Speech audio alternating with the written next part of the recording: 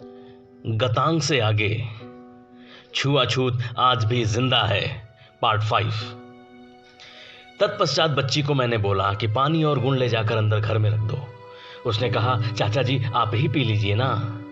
तो फिर पानी पीने के बाद मैंने अपनी बात को जारी रखते हुए कहा, पंडित जी अभी अभी सीए का मुद्दा गरमाया था, आपको भी शायद इसकी खबर जरूर होगी।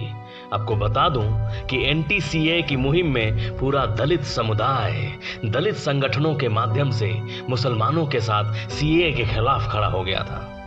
क्या दलितों को मुसलमानों के साथ खड़ा होना चाहिए? यह एक वाजिब प्रश्न है और एक अलग मुद्दा भी, जो कि एक मंथन का विषय है। लेकिन आज यदि यह वंचित वर्ग किसी भी रूप में अपने आप को हिंदू कहलाने से कतराता है या तथाकथित सवर्णों के साथ खड़े होने में असहज महसूस करता है, तो इसका एकमात्र कारण आप जैसे लोग हैं, जो कूड़ा करकट को धर्म समझकर उसका अनुपालन सुनिश्चित करते रहते हैं, जो हिंदुइज्म के दर्शन को जीवन के धरातल पर लाने में बुरी तरह विफल हुए हैं, जो इसकी गलत व्याख्याओं को इसकी फाउंडेशन मानते हैं।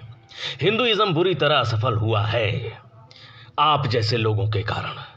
हिंदुइज्म आज तक अपने पूरे कुटुंब को जोड़ नहीं पाया, आप जैसे लोगों की धारणाओं के कारण। वसुधैव कुटुंबकम की बातें कोरी बकवास नजर आती हैं।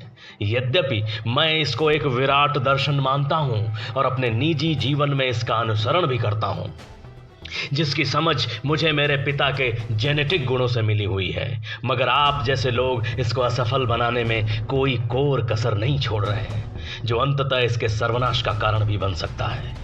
मेरी बातों को वे चुपचाप सुनते रहे। कुलबुलाहट और छटपटाहट उनके भीतर खूब मची हुई थी, जो उनके चेहरे पर सतत परिलक्षित भी हो रही थी, मगर उनके पास कोई जवाब नहीं था। वो सुन्न लग रहे थे। शायद अपने समक्ष एक पौत्र की उम्र के बच्चे की बातों के सामने इस तरह लज्जित होना उनको अच्छा नहीं लग रहा था। लेकिन अब तक वे स्वयं ही अपने इस कृत्य को दकियानूसी तथा कथित व मूर्खतापूर्ण बता चुके थे, जिसके कारण अपनी छवि को वो धूमिल भी होते हुए देख चुके थे। इस धूमिल छवि पर लेप लगाने को वे फिर से आतुर दिखने लगे और इसी क्रम में उन्होंने कहा, आप तो विद्वान हैं, आपके ज्ञान से हम सब गांववासी लोग अपरिचित भी नहीं हैं। चाहे तो आप पता लगा सकते हैं कि मैं किसी के यहाँ पानी वानी नहीं पीता हूँ। मेरी अपनी बहन के घर तिरही थी, उसके यहाँ भी मैंने पानी नहीं पिया। मैं किसी के घर पानी पीता ही नहीं हूँ।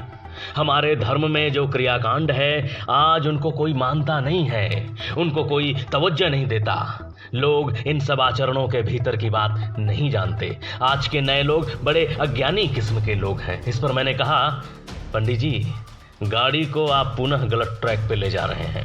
आप इस बात को स्वीकार कर चुके हैं कि छुआछूत का भाव आपके मन में गहरे तक प्रविष्ट हो चुका है और जिसके कारण आपके लिए इससे इतर व्यवहार करना बिल्कुल असंभव सा हो गया है। उन तथाकथित शूद्रों के घर भी खान पान का व्यवहार आपके लिए संभव नहीं रह गया, जो किसी भी मामले में आपसे रत्ती भर कम नहीं है, बल्कि शायद बहुत से मामलों में आपसे ज्यादा भी हैं। तो सामान्य तौर पर गरीब और अशिक्षित जनों के लिए आपके मन में क्या ख्यालात होंगे, इसका अनुमान तो कोई भी व्यक्ति भली भांति लगा सकता है। इसलिए अब इस पर लीपापोती मत करिए। मुझे इस बात से कोई आपत्ति नहीं थी कि वे मेरे घर का पानी नहीं पी रहे थे। ऐसे लोग तो ना ही पिए तो ही अच्छा, क्योंकि इन विचारों की तरंगों से आविष्ट होकर तो हमारा खुद का ही बर्तन दूषित हो जाता। मगर उनको इतनी बेचारगी में देखकर मुझे उन पर तरस आने लगा। चूंकि बेबस होकर ही सही, मगर अपनी इस कमी को वे एक छोटे से लड़के के सामने स्वीकार कर चुके थे। ये अलग बात है कि उनके पास स्वीकार करने के अलावा कोई और चारा भी नहीं बचा था। बावजूद इसके मैं यह मानता हूं कि इन कमियों से हटकर वे कहीं न कहीं एक ईमानदार व्यक्ति थे।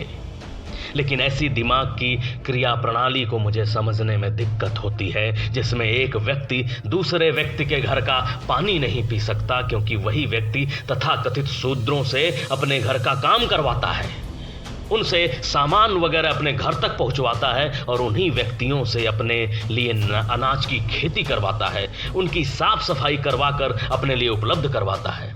इन सारी प्रक्रियाओं के बीच उन सभी व्यक्तियों का स्पर्श हर जगह, हर वक्त, हर चीज पर विद्यमान रहता है।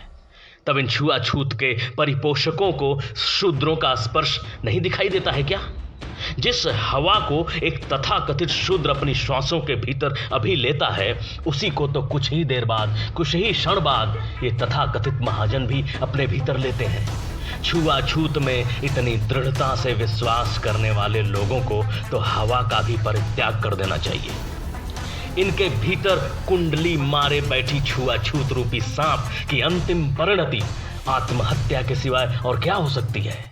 ऐसे लोगों का जीवन कितनी दयनीय स्थिति में होता है, इसका अंदाजा भी लगाना बहुत मुश्किल है।